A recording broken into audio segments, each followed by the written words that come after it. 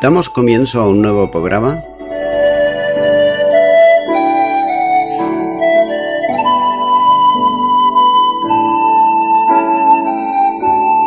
Servidores de Dios.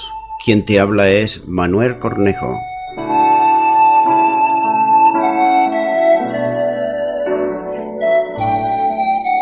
Este es un programa que está respaldado por la Iglesia Evangélica Misión Evangélica de Cataluña.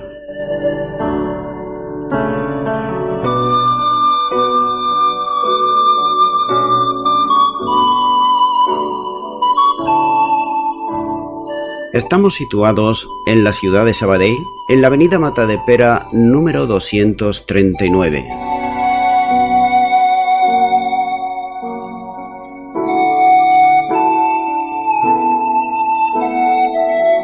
Antes de dar introducción a la palabra de Dios, estaremos poniendo una alabanza.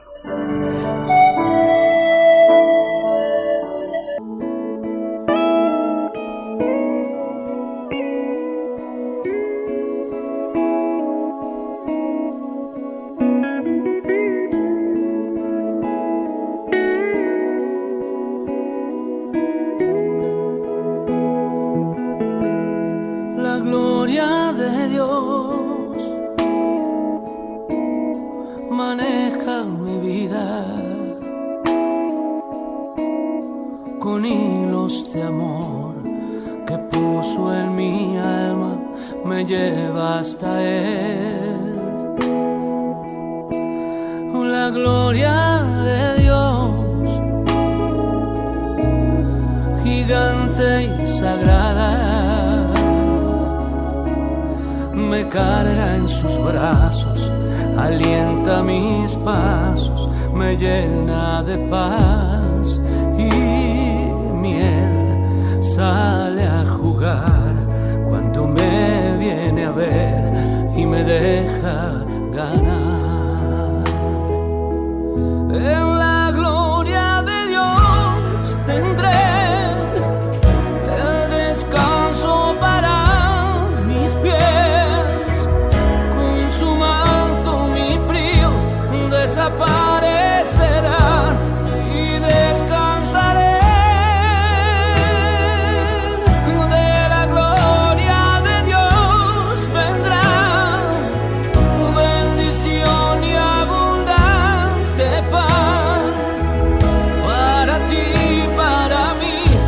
Quien quiera venir a la gloria de Dios. La gloria de Dios maneja mi vida con hilos de amor que puso en mi alma, me lleva hasta Él.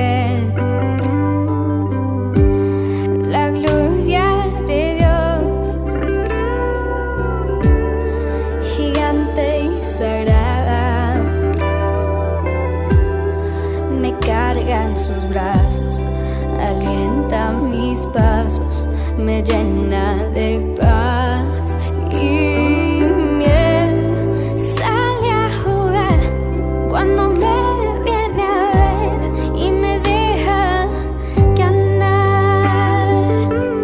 En la gloria de Dios tendré el descanso para mis pies.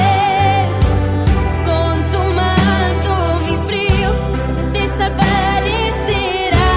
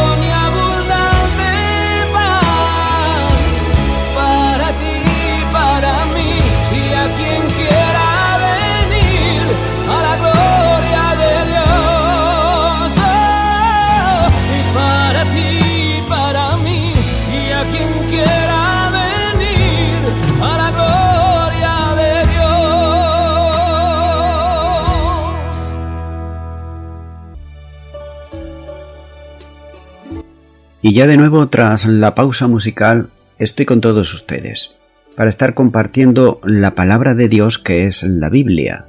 En esta ocasión continuamos con el libro de Hechos de los Apóstoles y será en el capítulo 16 y versículo 13, donde nos dice la palabra de Dios.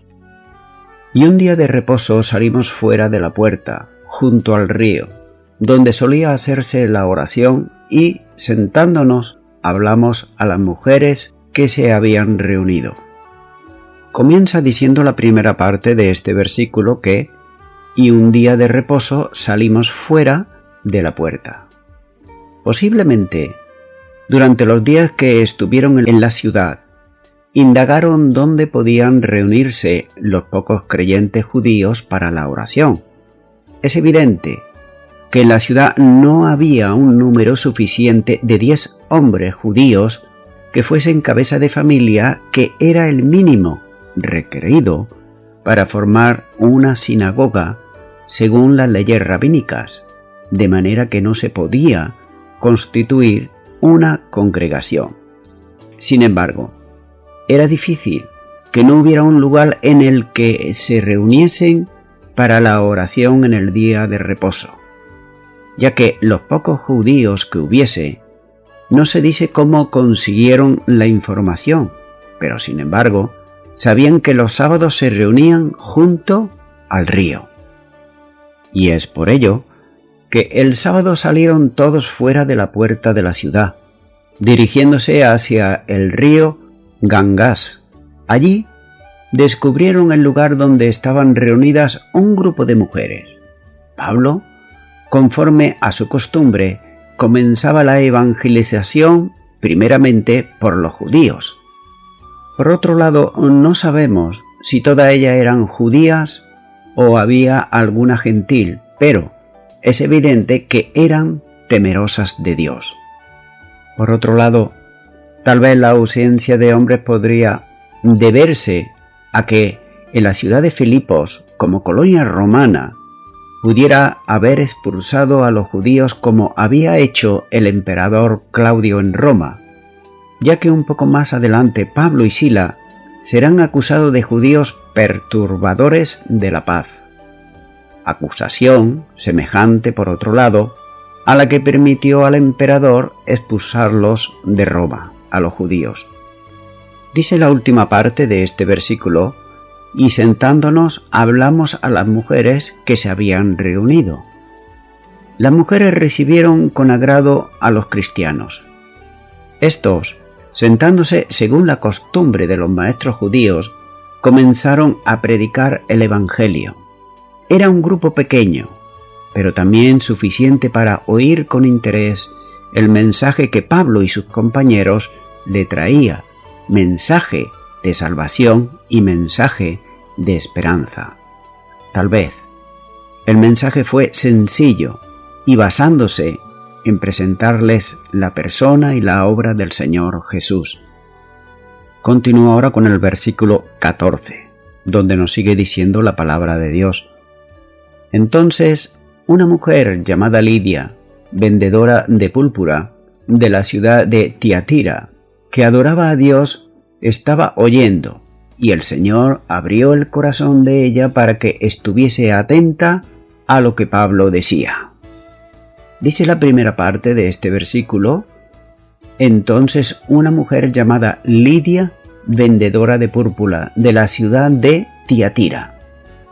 Entre las mujeres reunidas a la orilla del río está una cuyo nombre, como dice este versículo, es Lidia, dedicada a la venta de telas teñidas en color púrpura. Su lugar de procedencia era Tiatira, una ciudad de Lidia, colonia de Macedonia. Pudiera ser que su nombre, aunque era común entre las mujeres del mundo griego, se le pusiera en razón a la zona de donde era oriunda, o incluso fuese un sobrenombre geográfico debido a su origen. Según los descubrimientos arqueológicos, se demuestra que en Tiatira había una fuerte industria dedicada a la púrpura. Esta era una tintura de color violáceo, procedente de músculos gasteropodos. Esta clase de músculos lo mismo estaban en el agua que también podían estar en tierra. La púrpura se cotizaba a precio muy alto por los trabajos de su elaboración. Precisamente hay que considerar esto, y es que, precisando a veces de 10.000 músculos para tan solamente conseguir solo 1 gramo. Las telas teñidas con el color púrpura eran consideradas como artículo de alto lujo, y el comercio con ella exigía un importante capital. Las telas teñidas de púrpura eran utilizadas no por la persona normal y corriente, sino por emperadores y gente de alta nobleza y posición. Esta mujer, Lidia, pertenecía a la clase adinerada alta, como se aprecia entre otras cosas por disponer de una casa grande. Continúa diciendo la segunda parte de este versículo que adoraba a Dios, estaba oyendo. La condición espiritual queda reflejada en el detalle que apunta aquí Lucas, que Lidia era una mujer que adoraba a Dios. Muy probablemente sería una prosélita de Tiatira, donde había una numerosa colonia judía. Por los judíos había aprendido quién era Dios y le reconocía como el único y verdadero Dios, viniendo con otras mujeres para adorarle en la sencillez de una reunión de creyentes junto al río. Esta mujer, Lidia, escuchaba el mensaje de Pablo, es decir, estaba atenta a lo que decía, no se distraía mirando a un lado ni otro, sino que estaba muy atenta. Con toda seguridad, las palabras del apóstol ponían énfasis en la persona y en la obra del Señor Jesús, enseñando a las mujeres que conforme a las Escrituras era Jesús el Mesías esperado por Israel. El mensaje hacía mella en su mente, poniendo por orden lo que le habían enseñado en el ámbito del judaísmo sobre el Mesías, que sería enviado por Dios a su pueblo. Dice la tercera parte de este versículo: y el Señor abrió el corazón de ella para que estuviese atenta a lo que Pablo decía. Dios intervino en el momento preciso, abriendo el corazón de Lidia, no solo para que estuviese atenta al mensaje de Pablo, sino para que se convirtiera a Cristo. El Espíritu Santo de Dios operaba en el corazón de aquella mujer, capacitándola para el ejercicio de la fe, que había nacido en ella por la palabra predicada, como nos dice Romanos capítulo 10 y versículo 17. Así que la fe es por el oír, y el oír por la palabra de Dios. El verbo utilizado aquí por Lucas expresa la idea de abrir algo ampliamente, como por ejemplo cuando se abre una puerta de 2 hojas de par en par. El corazón de aquella mujer fue abierto por Dios, para que por esa abertura penetrara no solamente el Evangelio, sino el mismo Señor y Salvador Jesucristo. Pero también es necesario tener en cuenta que no fue ella quien hizo aquello, ni fue Pablo con su mensaje, ya que fue el Espíritu Santo para la gloria de la salvación que pertenezca solamente al único que salva, que es Dios mismo. Lidia creía verdaderamente porque creía con el corazón, con el que se cree para justicia, como también nos dice Romanos capítulo 10 y versículo 10, donde dice: porque con el corazón se cree para justicia, pero con la boca se confiesa para salvación. Con Lidia se había producido la primera conversión en Europa. Es interesante notar que el espíritu que prohibió hablar a Pablo en Asia Menor le da ahora la bendición de ver la primera conversión en Europa, su nuevo campo de misión. Por tanto, la fe verdadera siempre tiene contenido, y ese contenido es la palabra revelada de Dios. La salvación viene a aquellos que escuchan y creen los hechos del Evangelio, es decir, y en la obra que Él llevó a cabo en la cruz del Calvario. Continúo con el versículo 15, donde nos sigue diciendo la palabra de Dios. Y cuando fue bautizada, y su familia nos rogó diciendo: si habéis juzgado que yo sea fiel al Señor, entrar en mi casa y posad, y nos obligó a quedarnos. Comienza esta primera parte de este versículo diciendo que, y cuando fue bautizada, y su familia. Como cristiana convertida, debía de recibir el bautismo, ordenanza establecida por el mismo Señor para todos aquellos que creen, como nos dice en Mateo capítulo 28 y versículo 19. Por tanto, id y hacer discípulos a todas las naciones, bautizándolos en el nombre del Padre y del Hijo y del Espíritu Santo. El bautismo está reservado para discípulos. Nótese lo que dijo el Señor Jesús: haced discípulos primeramente. Así que quiere decir para aquellos que han creído en Cristo.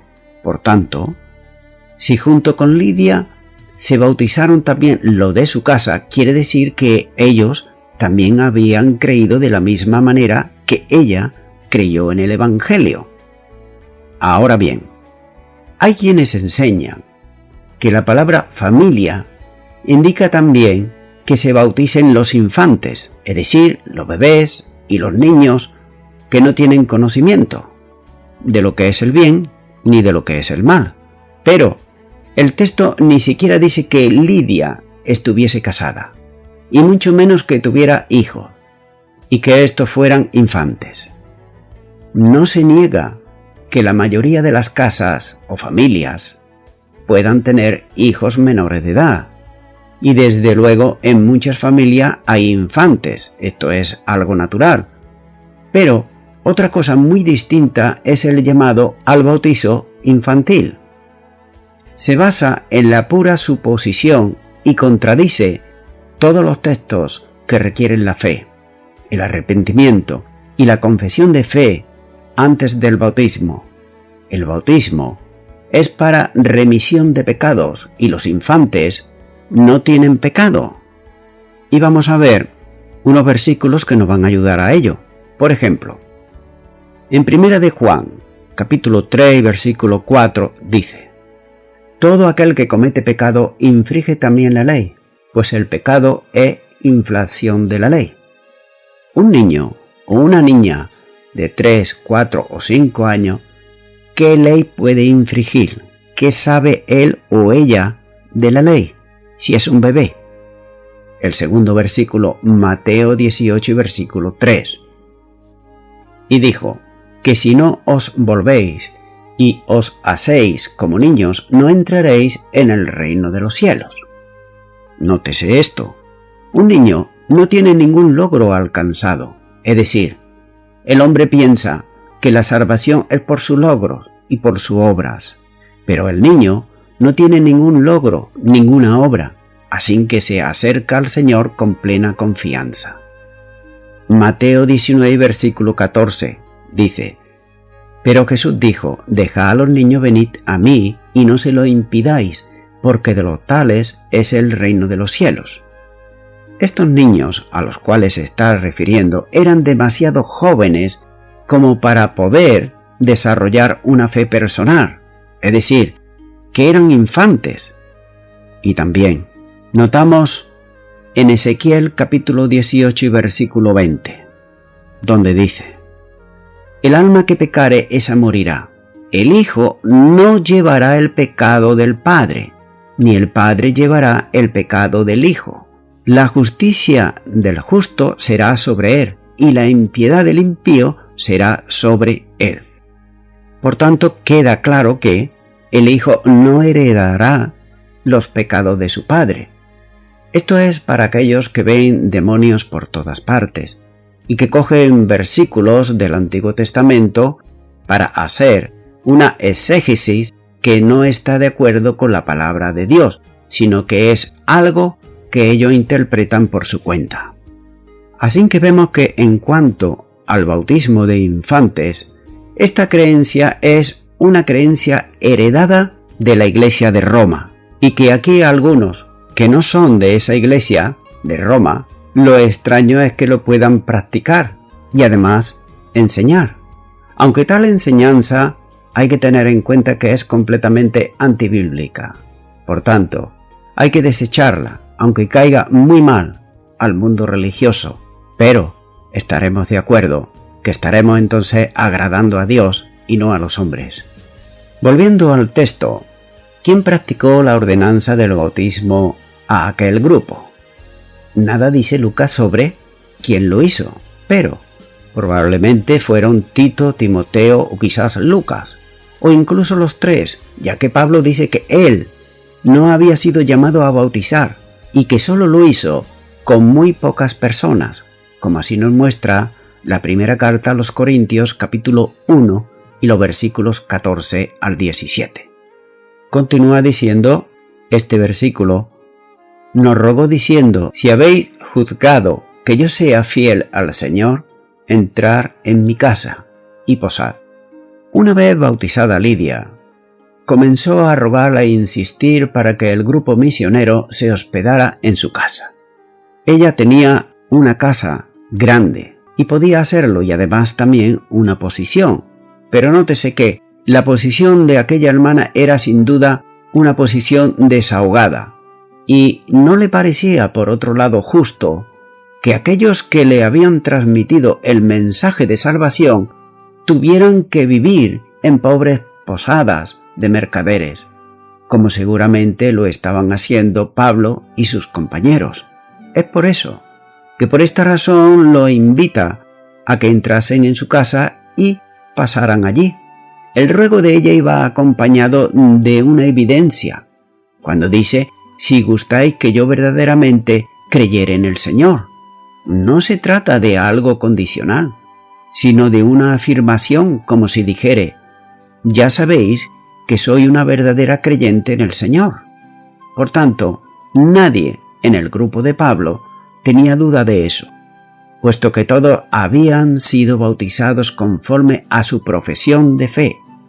Ella estaba diciéndoles, como argumento convincente, que puesto que ella era creyente, ellos debían hospedarse en su casa, como corresponde a quienes son hermanos en Cristo Jesús. La hospitalidad es la expresión de un corazón hospitalario, como se debe ser en todo aquel que tiene a Cristo en su corazón. Dice la última parte de este versículo: y nos obligó a quedarnos. A la luz de la frase, no cabe duda que Pablo rehusó inicialmente la propuesta de Lidia, de manera que tuvo que hacer fuerzas para conseguir que aceptaran quedarse en su casa. El apóstol no quería ser carga a nadie en el tiempo de la evangelización y establecimiento de una nueva iglesia, pero ante la existencia de Lidia, el grupo aceptó la hospitalidad. Esta hospitalidad de Lidia sería el comienzo de una relación de dar y recibir entre los filipenses y el apóstol, como él mismo les recuerda en Filipenses capítulo 4 versículo 15 y 16, donde dice: y sabéis también vosotros, oh filipenses, que al principio de la predicación del Evangelio, cuando partí de Macedonia, ninguna iglesia participó conmigo en razón de dar y recibir, sino vosotros solos, pues aún en Tesalónica me enviasteis una y otra vez para mis necesidades. Se debe también de destacar una vez más la importancia que las mujeres tienen en la obra del establecimiento de las iglesias en el tiempo apostólico, especialmente notable en la conversión de Lidia. Algunos piensan que esta mujer podría ser Evodia o Sintique, las hermanas en conflicto en la iglesia de Filipos, tiempo después de su establecimiento, como nos muestra en Filipenses capítulo 4 y versículo 2, ya que el nombre Lidia, como se dijo antes, puede ser un gentilicio más que un nombre propio. Sin embargo, como no puede sostenerse esto bíblicamente, baste destacar aquí simplemente el hecho de la importancia de las mujeres en la Iglesia del primer siglo. La gran riqueza que la mujer aporta a la Iglesia es evidente, especialmente en el ejercicio de los dones con que, como cristiana, está dotada por el Espíritu Santo de Dios, ya que una Iglesia que tiene la bendición de mujeres cristianas comprometidas con el Evangelio es una Iglesia dinámica y en pleno crecimiento. El ejemplo de las mujeres en la congregación es vital para otros creyentes y necesario. Y voy concluyendo ya con esto. De Lidia podemos aprender hasta este momento dos cosas.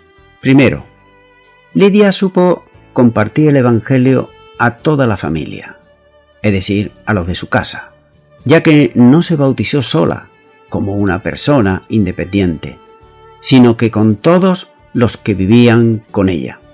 ¿Qué quiere decir esto? Esto quiere decir que empezó por compartir a lo de su casa primeramente, ya que ese era su primer campo misionero y también debe serlo en el cada uno de los cristianos y cristianas que se convierten a Cristo. En otras palabras, no podemos callar de ninguna de las maneras aquello que Cristo ha hecho en nuestras vidas, y los primeros en compartirlo deben de ser nuestros propios familiares. Lo segundo es que podemos aprender de Lidia el arte de la hospitalidad, ya que vemos que ruega e invita a entrar y a quedarse, y por último parece como que los obligue. Si habéis juzgado que yo sea fiel al Señor, entrad en mi casa y posad. Y sigue diciendo, y nos obligó a quedarnos. Y de Pablo y sus colaboradores también aprendemos aquí algo. Aprendemos a no aceptar rápidamente cualquier invitación que nos hagan, porque algunas invitaciones son de cortesía, pero solamente de cortesía. Por ejemplo, si uno llega a una casa mientras están cenando o están comiendo, probablemente nos invitarán a sentarnos y a compartir la comida. Pero nótese que solamente lo hacen de cortesía. ¿Por qué? Porque no hemos sido invitados anteriormente y no tienen comida preparada, es decir, es una cortesía. En tal caso, se devuelve la cortesía con cortesía y es rechazando amablemente el ofrecimiento.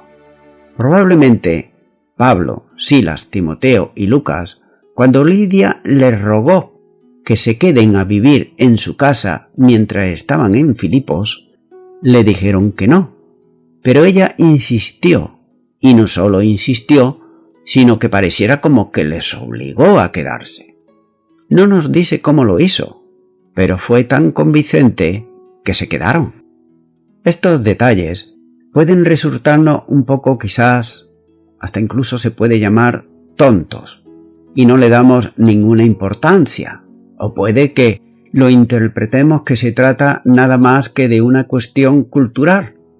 Pero todo lo que puede contribuir a una mejor relación y favorecer el entendimiento del reino de Dios debe considerarse importante. Porque quizás por un simple detalle sin importancia se nos pueden cerrar las puertas y nunca sabremos qué ocurrió. Si queremos ser ganadores de almas y contribuir para que los que acepten a Cristo permanezcan, debemos aprender a respetar sus códigos de convivencia, su privacidad, sus valores y su expresión de cortesía. Amigo y amiga oyente, notamos que tan pronto como el corazón de Lidia se abrió a Cristo, se abrió su casa a los ministros de Cristo. Su invitación no era de pura cortesía, sino que era una invitación de toda sinceridad. Estimado y estimada oyente, si tú estás buscando a Dios, hoy puedes encontrarlo, Te recuerdo que Lidia ya tenía su religión, el judaísmo, pero sin embargo no tenía la salvación que solamente Cristo puede dar. ¿De qué sirve tener una religión si no se tiene al Salvador? Es por eso que mi amigo y mi amiga oyente, yo te animo en este momento a que le pueda abrir tu corazón, igual que se lo abrió Lidia a Jesucristo. Por tanto, te animo ahora ahí a que tú ores conmigo esta oración y repite: Señor Jesús, aunque soy una persona que en cierta manera me parezco a Lidia, tengo mi religión, pero no te tengo a ti en mi corazón. He escuchado tu palabra dice que tú eres Jesucristo, el Redentor del mundo, que tú dites tu vida por mí, que la fe viene por el oír y el oír la palabra de Dios. He oído tu palabra, reconozco que tú morites por mis delitos y pecados en la cruz del Calvario.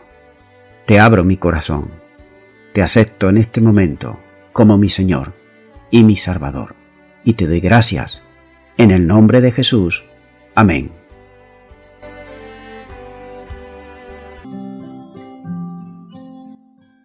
Amigo y amiga oyente, si tú has hecho esta oración de todo tu corazón, te recomiendo que comiences en primer lugar a orar a Dios en el nombre de Jesucristo.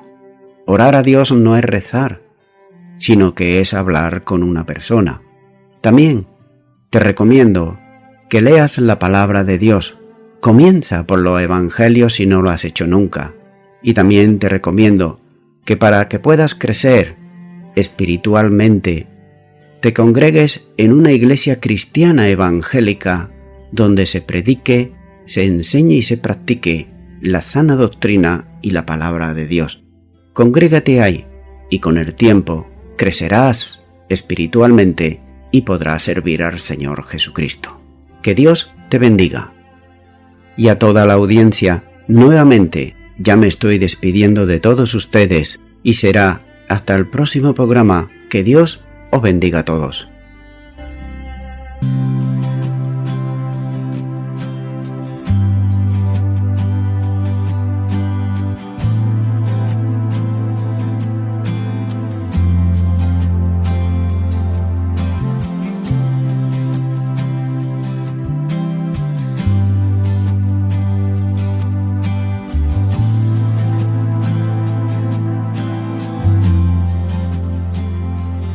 Viste a mí cuando nadie me vio, me amaste a mí cuando nadie me amó, me viste a mí cuando nadie me vio, me amaste a mí cuando nadie me amó.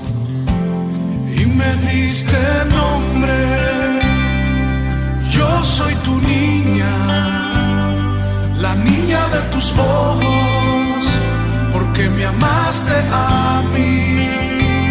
Y me diste nombre, yo soy tu niña, la niña de tus ojos, porque me amaste a mí. Me amaste a mí, me amaste a mí, me amaste a mí, me amaste a mí. Vamos, dígaselo. Me amaste a mí, me amaste a mí, me amaste a mí, me amaste a mí. Te amo más que a mi vida, te amo más que a mi vida, te amo más que a mi vida, más.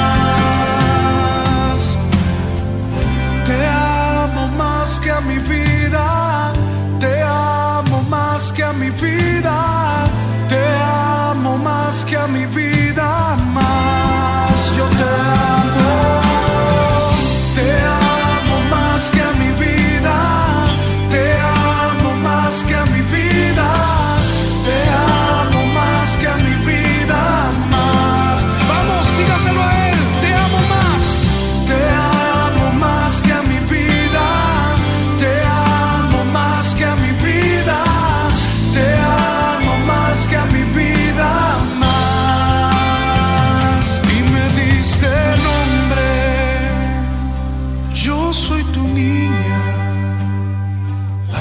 niña de tus ojos, porque me amaste a mí y me diste nombre.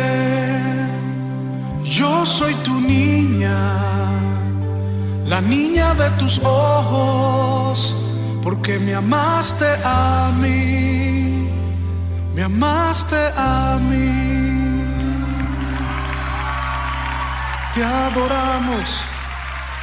Te adoramos, ministrame.